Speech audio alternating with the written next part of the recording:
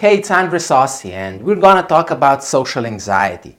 More specifically about what causes your social anxiety, okay? Because we need to know the cause of social anxiety if we actually want to do something about it, right? We need to know what needs to be fixed in order to be able to fix it, right? It's the same with the car, if your car does not start and you pour in gasoline or you change the battery, it still won't start until you fix the engine if the engine is broken. And it's the same with social anxiety. You have to go to the root cause of it in order to overcome it. You can't just do different things hoping that things will change, because they won't. You actually need to get to the root cause and fix it. Just like with the engine of your car. If your car doesn't start, you need to fix the engine, not change the battery or put in more gas. If the engine is broken, the engine needs to be changed. It's the same with social anxiety. You see, when I started my journey of overcoming social anxiety, I had many ups and downs, and I had many more downs at the beginning because I didn't know where to start or what to do. And I tried many different things. I tried positive thinking.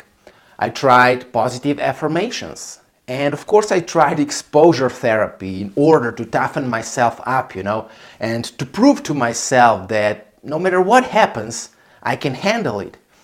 But it didn't work, it didn't work. And things only started to change once I started looking for the real reason for my social anxiety, for the cause, what is causing it. And once I knew what the cause is, I was able to start fixing it.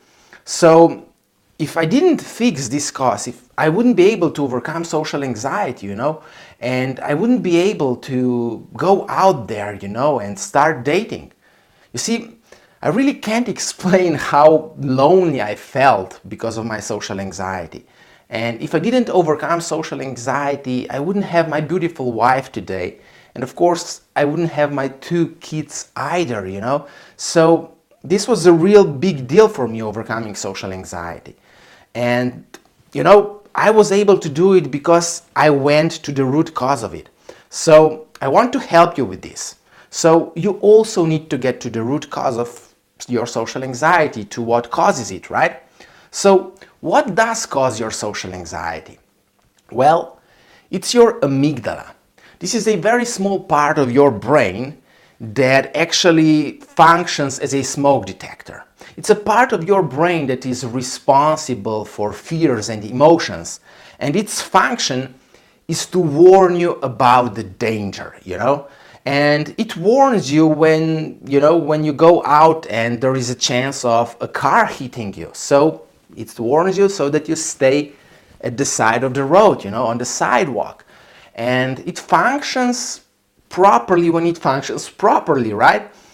But the problem is that when you have social anxiety, your amygdala tries to warn you about the possible danger, even in situations that are not really life-threatening, It tries to warn you about danger in social situations, And it's not just about getting physically hurt, It's actually about getting emotionally hurt.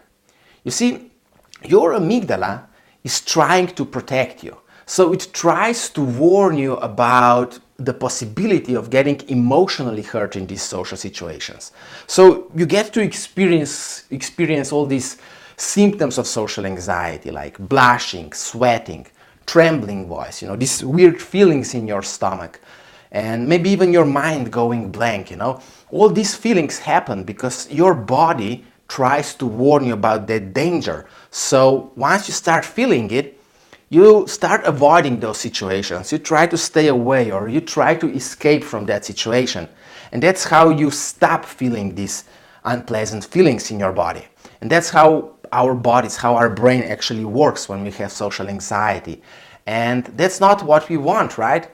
Now, I've already mentioned that amygdala, this part of your brain, functions like a smoke detector, right?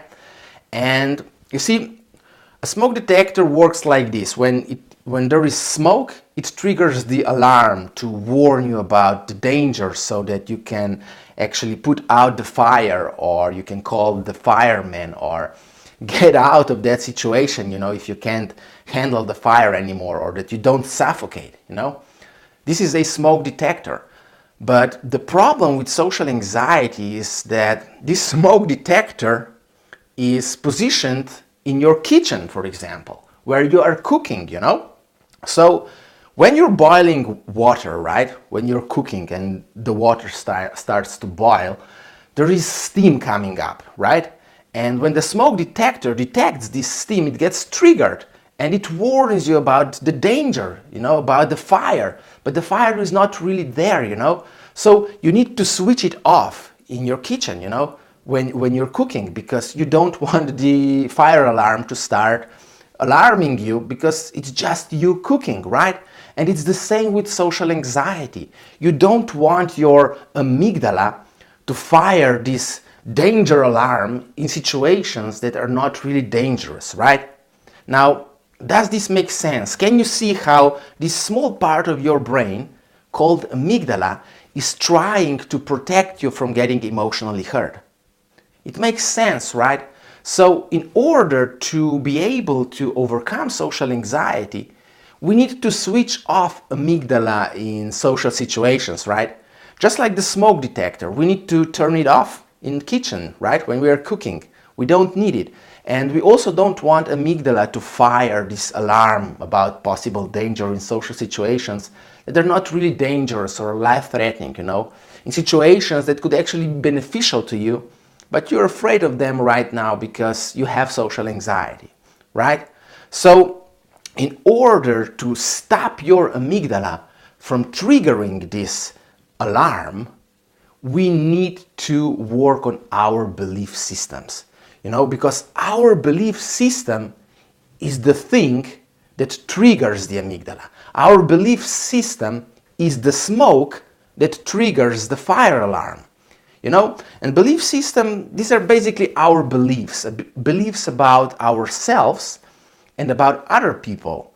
And these beliefs actually help us represent social situations, right?